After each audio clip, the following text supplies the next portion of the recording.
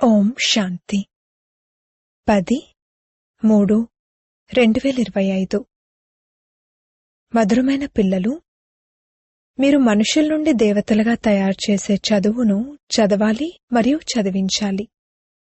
అందరికీ శాంతిధామానికి మరియు సుఖధామానికి దారిని చూపించాలి. ప్రశ్న: సతోప్రధాన పురుషార్థులెవరైతే ఉంటారో వారి గుర్తులేమిటి? జవాబు: వారు ఇతరులను కూడా తమ సమానంగా తయారు చేస్తారు. వారు అనేకుల కళ్యాణం చేస్తూ ఉంటారు. వారు జ్ఞానధనంతో తమ జోలిని నింపుకుని దానం చేస్తారు. 21 జన్మల కొరకు వారసత్వాన్ని తీసుకుంటారు మరియు ఇతరులకు కూడా ఇప్పిస్తారు. పాట: ఓం నమః శివాయ. ఓం శాంతి. భక్తులు ఎవరినైతే మహిమ చేస్తారో మీరు వారి సమ్ముఖంలో కూర్చున్నారు కావున ఎంత సంతోషం ఉండాలి. వారిని శివాయ నమః అని అంటారు. మీరైతే నమస్కరించవలసిన అవసరం లేదు. తండ్రిని పిల్లలు స్మృతి చేస్తారే కాని ఎప్పుడూ నమస్కరించరు. వీరు కూడా తండ్రే. వీరి నుండి మీకు వారసత్వం లభిస్తుంది. మీరు నమస్కరించరు, స్మృతి చేస్తారు. జీవాత్మ స్మృతి చేస్తుంది. తండ్రి ఈ తనువును అప్పుగా తీసుకున్నారు. తండ్రి నుండి అనంతమైన వారసత్వాన్ని ఎలా తీసుకోవాలి అనే దారిని వారు మనకు చెప్తున్నారు. మీక్కూడా బాగా తెలుసు. సత్యుగం సుఖధామము మరియు ఎక్కడైతే ఆత్మలు ఉంటారో ఆ ప్రపంచాన్ని శాంతిధామమని అంటారు. మనం శాంతిధామ నివాసులము అని మీ బుద్ధిలో ఉంది. ఈ కలియుగాన్ని దుఃఖధామమనే అంటారు. ఆత్మలమైన మనము ఇప్పుడు స్వర్గంలోకి వెళ్లేందుకు, మనుషుల నుండి దేవతలుగా అయ్యేందుకు చదువుకుంటున్నామని మీకు తెలుసు. ఈ లక్ష్మీనారాయణులు దేవతలు కదా. కొత్త ప్రపంచం కొరకు మనుషుల నుండి దేవతలుగా తయారవ్వాలి. తండ్రి ద్వారా మీరు చదువుకుంటున్నారు. ఎంత చదువుకుంటే అంత. చదువులో కొందరి పురుషార్థం తీవ్రంగా ఉంటుంది, కొందరిది ఢీలాగా ఉంటుంది. సతోప్రధాన పురుషార్థులెవరైతే ఉంటారో వారు తమ సమానంగా తయారు చేసే పురుషార్థాన్ని ఇతరుల చేత కూడా నంబర్వారుగా చేయిస్తారు. వారు అనేకుల కళ్యాణం చేస్తారు. ఎంతగా జోలిని ధనంతో నింపుకుని ఇతరులకు దానం చేస్తారో అంత లాభం ఉంటుంది. మనుషులు దానం చేస్తారు. దానికి ప్రతిఫలం వచ్చే జన్మలో అల్పకాలం కొరకు లభిస్తుంది. అందులో కాస్త సుఖం ఉంటుంది, మిగిలిందంతా దుఃఖమే దుఃఖం. మీకైతే 21 జన్మల కొరకు స్వర్గసుఖాలు లభిస్తాయి. ఆ స్వర్గసుఖాలెక్కడా, ఈ దుఃఖమెక్కడా? అనంతమైన తండ్రి ద్వారా మీకు స్వర్గంలో అనంతమైన సుఖం లభిస్తుంది. ఈశ్వరార్థం దానపుణ్యాలు చేస్తారు కదా, అది ఇండైరెక్ట్. ఇప్పుడు మీరైతే సమ్ముఖంగా ఉన్నారు కదా. ఇప్పుడు తండ్రి కూర్చుని అర్థం చేయిస్తున్నారు. భక్తి మార్గంలో ఈశ్వరార్థం దానపుణ్యాలు చేస్తే దానికి ప్రతిఫలం వచ్చే జన్మలో లభిస్తుంది. ఎవరైనా మంచి చేస్తే వారికి మంచి లభిస్తుంది. చెడు లేక పాపాలు మొదలైనవి చేస్తే వారికి అటువంటి ప్రతిఫలమే లభిస్తుంది. ఇక్కడ కలియుగంలోనైతే పాపాలే జరుగుతూ ఉంటాయి, పుణ్యమనేదే ఉండదు. మహా అయితే అల్పకాలిక సుఖం లభిస్తుంది. ఇప్పుడైతే మీరు భవిష్య సత్యుగంలో 21 జన్మల కొరకు సదా సుఖవంతులుగా అవుతారు. దాని పేరే సుఖధామం. ప్రదర్శనలో కూడా మీరు ఎలా రాయొచ్చంటే, ఇది శాంతిధామానికి మరియు సుఖధామానికి వెళ్లే మార్గం. శాంతిధామానికి మరియు సుఖధామానికి వెళ్లేందుకు సహజ మార్గం. ఇప్పుడున్నది కలియుగం కదా. కలియుగం నుండి సత్యుగానికి, పతిత ప్రపంచం నుండి పావన ప్రపంచానికి పైసా ఖర్చు లేకుండా వెళ్లేందుకు ఇది సహజమైన మార్గము అని రాయండి. అప్పుడు మనుషులు అర్థం చేసుకోగలుగుతారు. ఎందుకంటే వారు రాతి బుద్ధి కలవారిగా ఉన్నారు. తండ్రి చాలా సహజంగా అర్థం చేయిస్తారు. దీని పేరే సహజ రాజయోగం, సహజ జ్ఞానం. తండ్రి పిల్లలైన మిమ్మల్ని ఎంత వివేకవంతులుగా తయారు చేస్తారు. ఈ లక్ష్మీనారాయణలు వివేకవంతులు కదా. శ్రీకృష్ణుడి గురించి ఏమేమో రాసేశారు. అవన్నీ అసత్యమైన కళంకాలు. అమ్మా, నేను వెన్న తినలేదు అని శ్రీకృష్ణుడంటారు. ఇప్పుడు దీని అర్థాన్ని కూడా వారు అర్థం చేసుకోరు. వెన్న నేను తినలేదు అని అంటారు. మరి ఎవరు తిన్నారు? పిల్లలకు పాలు తాగించటం జరుగుతుంది కదా. పిల్లలు వెన్న తింటారా లేక పాలు తాగుతారా? కుండలు పగలగొట్టాడు అంటూ ఏవేవో చూపించారు. వాస్తవానికి అటువంటి విషయాలేవీ జరగలేదు. వారు స్వర్గానికి మొదటి యువరాజు. మహిమైతే ఒక్క శివ్ బాబాకి చేయడం జరుగుతుంది. ప్రపంచంలో మరెవ్వరికీ మహిమ లేదు. ఈ సమయంలోనైతే అందరూ పతితులుగా ఉన్నారు, కాని భక్తి మార్గానికి కూడా మహిమ ఉంది. భక్తుల మాల కూడా గాయనం చేయబడుతుంది కదా. స్త్రీలలో మీరా పేరుంది, పురుషులలో నారదుడు భక్తులలో ముఖ్యునిగా గాయనం చేయబడ్డారు. మీకు తెలుసు, ఒకటి భక్తుల మాల, రెండవది జ్ఞానమాల. భక్తుల మాల నుండి రుద్రమాలకు చెందినవారిగా అయ్యారు. తర్వాత రుద్రమాల నుండి విష్ణుమాల తయారవుతుంది. రుద్రమాల సంగమయుగానికి చెందినది. ఈ రహస్యం పిల్లలైన మీ బుద్ధిలో ఉంది. ఈ విషయాలను మీకు తండ్రి సమ్ముఖంగా కూర్చుని అర్థం చేయిస్తున్నారు.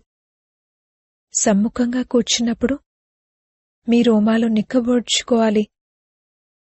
100% దుర్భాగ్యశాలుల నుండి మనం సౌభాగ్యశాలులుగా అవుతాము. ఇది మహాసౌభాగ్యము. కుమారీలైతే కామఖడ్గం కిందకు వెళ్లలేదు.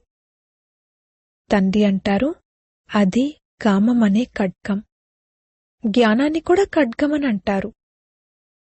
తండ్రి జ్ఞానపు అస్త్రశస్త్రాలు అని చెప్తే దానికి వారు దేవతలకు స్థూలమైన అస్త్రశస్త్రాలను ఇచ్చారు. అవన్నీ హింసాయుతమైన వస్తువులు.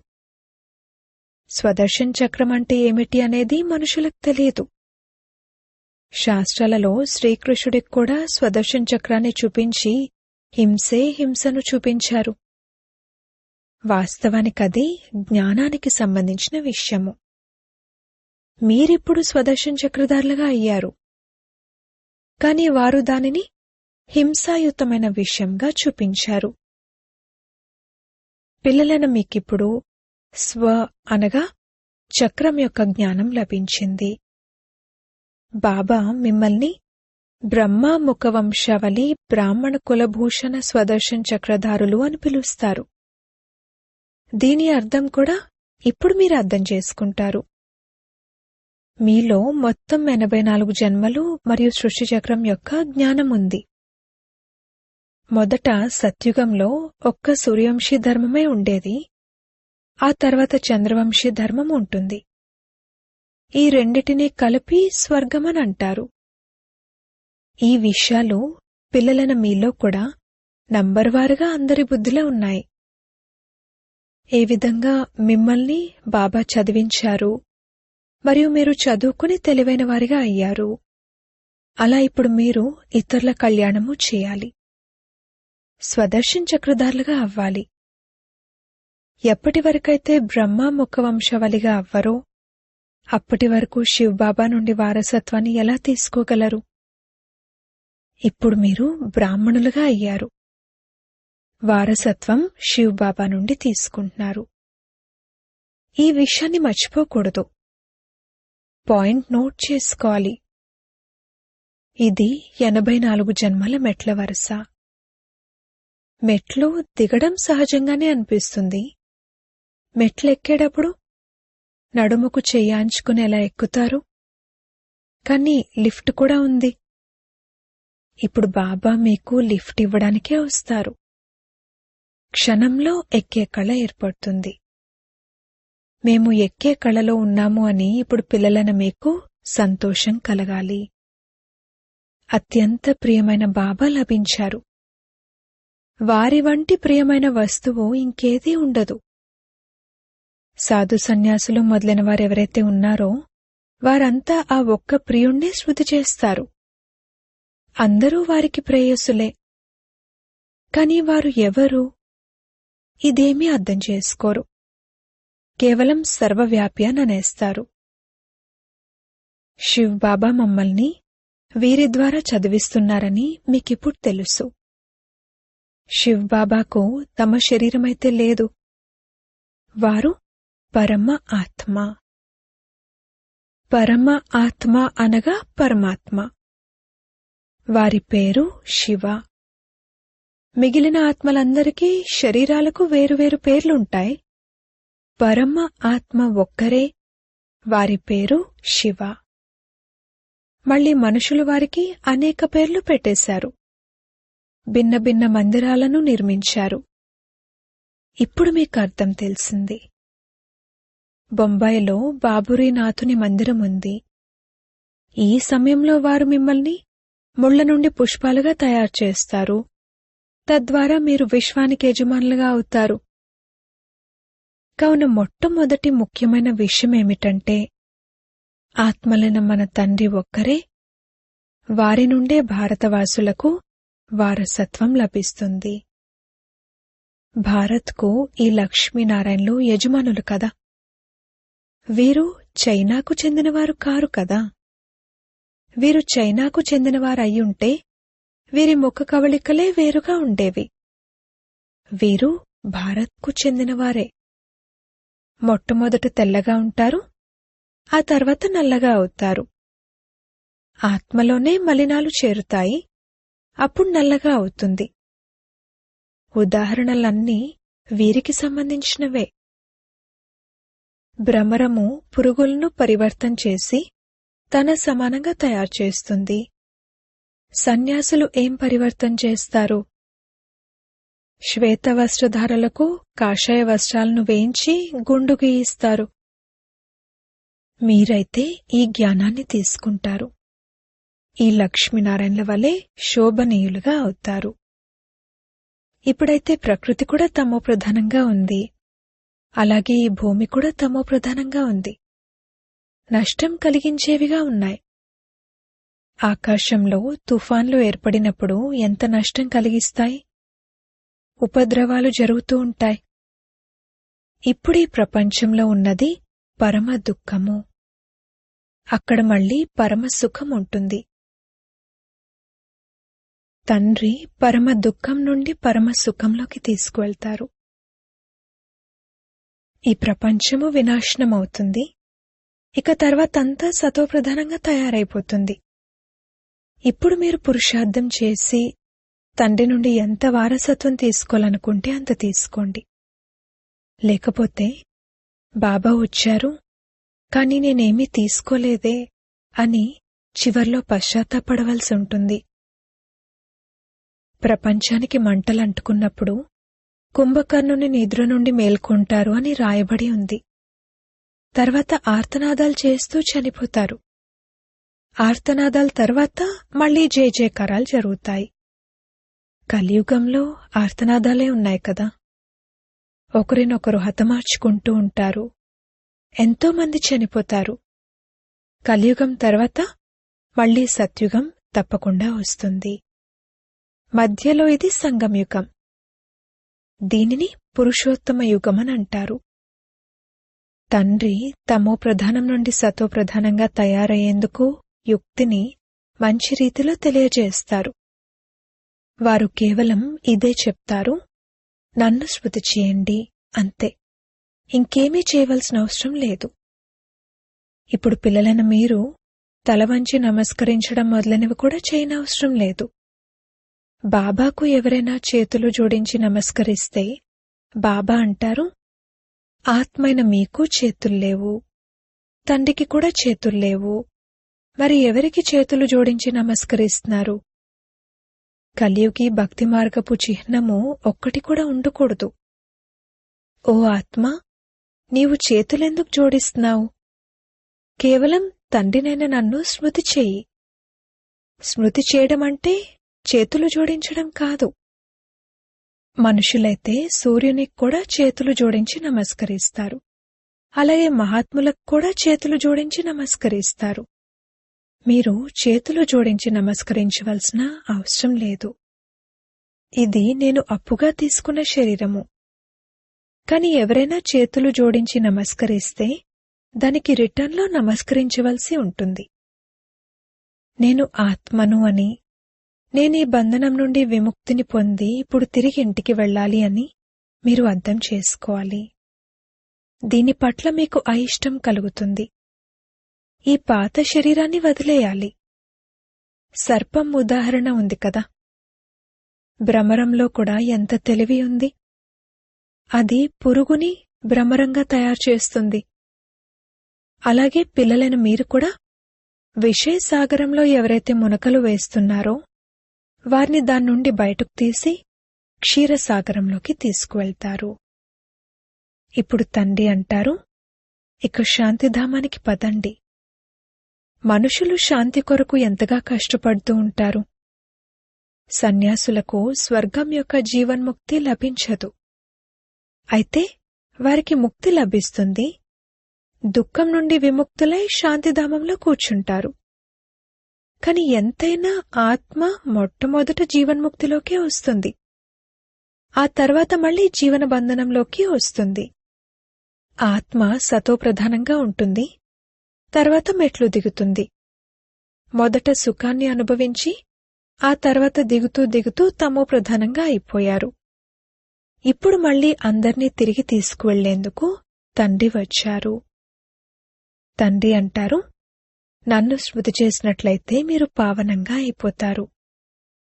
తండ్రి అర్థం చేయించారు, ఏ సమయంలోనైతే మనుషులు శరీరం వదులుతారో ఆ సమయంలో చాలా దుఃఖాన్ని అనుభవిస్తారు. ఎందుకంటే శిక్షలు అనుభవించవలసి ఉంటుంది. కాశీలోని కత్తుల బావిలోకి దూకుతారు. ఎందుకంటే శివునిపై బలి అవ్వడం ద్వారా ముక్తి లభిస్తుంది అని విన్నారు. మీరు ఇప్పుడు బలి అవుతారు కదా. అందుకే భక్తి మార్గంలో కూడా ఆ విషయాలు కొనసాగుతాయి. కావున వారు వెళ్లి శివునిపై బలి అవుతారు. ఇప్పుడు తండ్రి అర్థం చేయిస్తున్నారు, వాస్తవానికి ఎవరూ తిరిగి వెళ్లలేరు. అయితే అంతగా బలి అయిన కారణంగా పాపాలంతమవుతాయి. మళ్లీ లెక్కాచారాలన్నీ కొత్తగా ప్రారంభమవుతాయి. మీరు ఈ సృష్టి చక్రాన్ని తెలుసుకున్నారు. ఈ సమయంలో అందరిది దిగే కళ. తండ్రి అంటారు, నేనొచ్చి సర్వుల సద్గతిని చేస్తాను. అందరినీ ఇంటికి తీసుకువెళ్తాను. పతితులనైతే నాతో పాటు తీసుకువెళ్లను కదా. అందుకే ఇప్పుడు పవిత్రంగా అవ్వండి. తద్వారా మీ జ్యోతి వెలుగుతుంది. వివాహం సమయంలో స్త్రీ తలపైన ప్రమిదలో జ్యోతిని వెలిగిస్తారు. ఈ సాంప్రదాయం కూడా ఇక్కడ భారత్లోనే ఉంటుంది. స్త్రీ తలపైనే ప్రమిద పెట్టి జ్యోతిని వెలిగిస్తారు. పతి తలపైన వెలిగించరు. ఎందుకంటే వారు పతిని ఈశ్వరుడిగా భావిస్తారు. ఈశ్వరుడిపైన జ్యోతినెలా వెలిగిస్తారు? తండ్రి అర్థం చేయిస్తారు, నా జ్యోతి అయితే సదా వెలుగుతూనే ఉంటుంది. నేను మీ జ్యోతిని వెలిగిస్తాను. తండ్రిని దీపమని కూడా అంటారు. బ్రహ్మ సమాజం వారు జ్యోతిని నమ్ముతారు. జ్యోతిని సదా వెలిగించి ఉంచుతారు. దానినే స్మృతి చేస్తూ ఉంటారు. దానినే భగవంతునిగా భావిస్తారు. కొందరేమనుకుంటారంటే చిన్న జ్యోతి అయిన ఆత్మ పెద్ద జ్యోతి అయిన పరమాత్మలో కలిసిపోతుంది అని. అనేక అభిప్రాయాలున్నాయి. తండ్రి అంటారు, మీ ధర్మమైతే అపారమైన సుఖాన్నిచ్చే ధర్మము. మీరు స్వర్గంలో ఎంతో సుఖాన్ని చూస్తారు. కొత్త ప్రపంచంలో మీరు దేవతలుగా అవుతారు. మీరు చదివే ఈ చదువు భవిష్యత్తులోని కొత్త ప్రపంచం కోసము, ఇతర చదువులన్నీ ఈ ప్రపంచం కోసమే ఉంటాయి. ఇక్కడ మీరు చదువుకుని భవిష్యత్తులో పదవిని పొందాలి. గీతలో కూడా తప్పకుండా రాజయోగాన్ని నేర్పించారు. ఆ తర్వాత చివర్లో యుద్ధం జరిగింది. ఇంకేమీ మిగల్లేదు. పాండవులతో పాటు ఒక కుక్కను చూపిస్తారు. ఇప్పుడు తండ్రి అంటున్నారు, నేను మిమ్మల్ని దేవీదేవతలుగా తయారు చేస్తాను. ఇక్కడైతే అనేక రకాలుగా దుఃఖాన్నిచ్చే మనుషులున్నారు.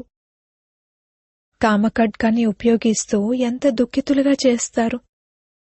కావున ఇప్పుడు పిల్లలైన మీకు అనంతమైన తండ్రి జ్ఞానసాగరుడు మమ్మల్ని చదివిస్తున్నారు అన్న ఈ సంతోషం ఉండాలి. వారు అత్యంత ప్రియమైన ప్రియుడు. ప్రేయసులమైన మనము వారిని అర్ధకల్పం స్మృతి చేస్తాము. మీరు నన్ను స్మృతి చేస్తూ వచ్చారు. ఇప్పుడు తండ్రి అంటారు, నేనొచ్చాను, మీరు నా డైరెక్షన్లపై నడవండి. స్వయాన్ని ఆత్మగా భావిస్తూ తండ్రినైన నన్ను స్మృతి చేయండి. ఇతరులనెవ్వర్నీ కాదు. కేవలం నా స్మృతి ద్వారా తప్ప ఇంకే విధంగానూ మీ పాపాలు భస్మమవ్వవు. ప్రతి విషయంలోనూ సర్జన్ నుండి సలహాను అడుగుతూ ఉండండి. ఈ విధంగా వారితో వ్యవహరించండి అని బాబా సలహా ఇస్తారు. ఒకవేళ మీరు సలహాపై నడిచినట్లయితే అడుగడుగులోనూ పదమాలు లభిస్తాయి. సలహా తీసుకున్నట్లయితే ఇక మీరు ఆ బాధ్యత నుండి విముక్తులైపోతారు. అచ్చా, మధురాతి మధురమైన సిక్కిలదే పిల్లలకు మాతాపిత బాప్దాదాల ప్రియ స్మృతులు మరియు గుడ్ మార్నింగ్. ఆత్మిక పిల్లలకు ఆత్మిక తండ్రి నమస్తే. ధారణ కొరకు ముఖ్య సారము. మొదటి పాయింట్, అనంతమైన తండ్రి నుండి అనంతమైన సుఖం యొక్క వారసత్వాన్ని పొందేందుకు డైరెక్ట్గా ఈశ్వరార్థం దానపుణ్యాలు చేయాలి. జ్ఞానధనంతో జోలిని నింపుకుని అందరికీ ఇవ్వాలి. రెండవ పాయింట్, ఈ పురుషోత్తమ యుగంలో స్వయాన్ని సర్వబంధనాల నుండి ముక్తులుగా చేసుకుని జీవన్ముక్తులుగా అవ్వాలి. భ్రమరము వలె బూబూ చేసి మీ సమానంగా తయారు చేసి సేవ చేయండి. వరదానము. సర్వప్రాప్తుల అనుభవం ద్వారా శక్తిశాలిగా అయ్యే సదా సఫలతా మూర్తు భవ. ఎవరైతే సర్వప్రాప్తుల అనుభవీ మూర్తులుగా ఉంటారో వారే శక్తిశాలి. ఇటువంటి శక్తివంతులైన సర్వప్రాప్తుల అనుభవీ ఆత్మలే సఫలతామూర్తులుగా అవ్వగలరు. ఎందుకంటే ఇప్పుడు సర్వాత్మలు సుఖశాంతుల మాస్టర్ దాతలు ఎక్కడున్నారు అని వెతుకుతారు. మరి ఎప్పుడైతే మీ వద్ద సర్వశక్తుల స్టాక్ ఉంటుందో అప్పుడే అందర్నీ సంతుష్టపరచగలరు. ఏ విధంగా విదేశాలలో ఒకే స్టోర్ నుండి అన్ని వస్తువులు లభించేస్తాయో మీరు కూడా అలా తయారవ్వాలి.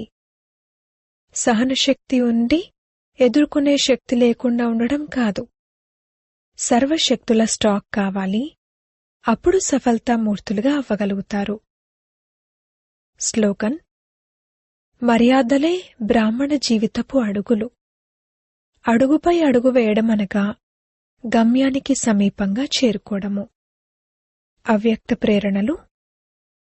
సత్యత మరియు సభ్యత రూపీ కల్చర్ను, సంస్కృతిని అలవర్చుకోండి. ఈ రోజుల్లో కొందరు ఒక విశేష భాషను ఉపయోగిస్తూ ఉంటారు. అదేమిటంటే, మేము అసత్యాన్ని చూడలేము, అసత్యాన్ని వినలేము, అందుకే అసత్యాన్ని చూస్తే అబద్ధాన్ని వింటే లోపల ఆవేశం వచ్చేస్తుంది. కాని ఒకవేళ అది అసత్యమైతే మరియు మీకు అసత్యాన్ని చూసి ఆవేశం వస్తే మరి ఆ ఆవేశం కూడా అసత్యమైనదే కదా. అసత్యతను సమాప్తం చేసేందుకు స్వయంలో సత్యతా శక్తిని ధారణ చేయండి. ఓం శాంతి.